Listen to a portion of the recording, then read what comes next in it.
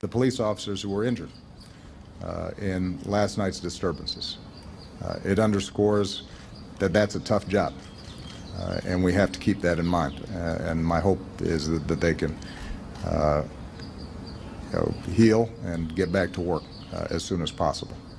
All right, the president also, of course, went on to say that if you rob or break into a building, it's a crime, and if you burn a building, it's arson. So he was saying the right things, not my son would look like Trayvon kind of thing. Joining us now is Stephen Moore, Chief Economist at the Heritage Foundation.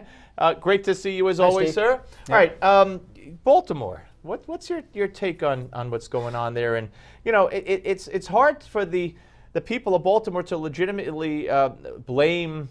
I don't know. I mean, it's Democrats and for the most part, an African-American mayor who's been it's been an African-American mayor, I think, for decades, and an African-American police chief right now. So the racial aspect of who to blame seems to go out the window. Well, look, I think that there's a black rage in a lot of inner cities, not just Baltimore, Washington, D.C., and Chicago, and part of that rage is due to, you know, I think some excessive force by police, you know, shooting people in the back and things like that. Well, I mean, that was one officer. Look, yeah. I mean, I just think that there's some legitimate concerns here about the use of force by police. But there's a bigger point I think that a lot of people are missing, which is these inner cities are kind of like war zones. I mean, there's no jobs. They have lousy schools. There's no safety. People are you know, half of the people on welfare. I think it's time Republicans really, and who's, as you just said, who's been running these cities for the last 50 Democrats. years? I mean, Detroit is a perfect example, right? If you just let liberalism run amok, you turn out like Detroit, where people leave and it becomes just a wasteland. And the point I was making to you is I think Republicans have to maybe go to these places and say to these black leaders and the black ministers and go to the churches and go to the schools and go to the neighborhoods and say, we're going to fix this thing. We're going to bring you jobs through our economic programs. We're going to give you school choice so you don't have to go to these lousy schools. We're going to make the streets safe.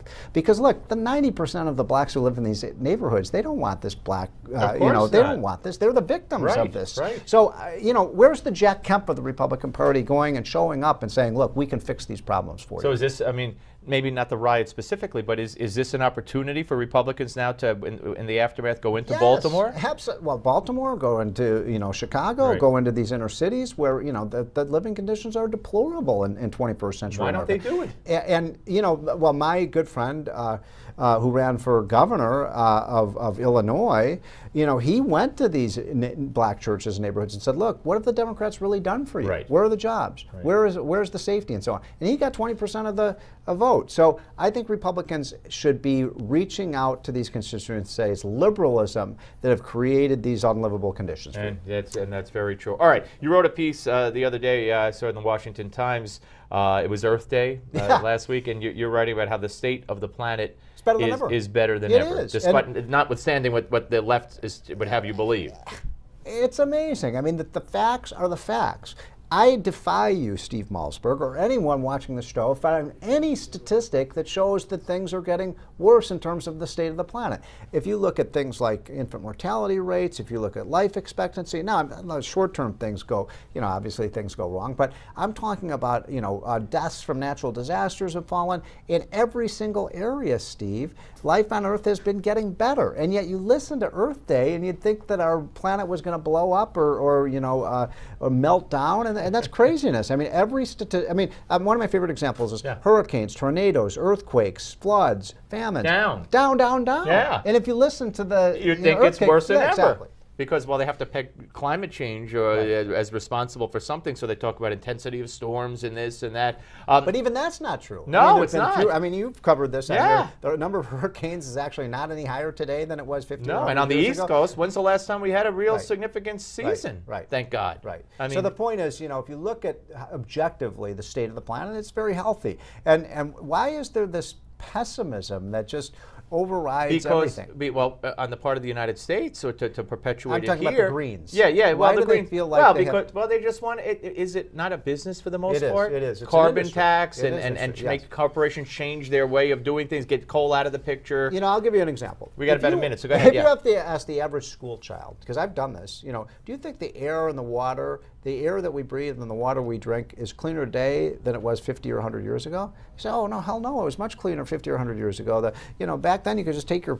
cup in that river and drink the water. 100 years ago, Steve, a quarter of the deaths were attributable to contaminants in the drinking water. Absolutely. So people don't have any sense of how much better even the environment is. And then you have Barack Obama saying that his daughter got an asthma attack because of climate change. Can you imagine what cities were like before there were automobiles? Oh my gosh.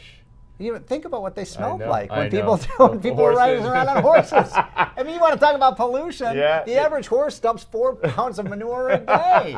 The great Stephen Moore, ladies and gentlemen. Always great to Thanks, see you, Steve. sir. All right, we're coming back, folks, with Gimme 5. It's up next right here. New time. Steve Malzberg Show, only on Newsmax Television.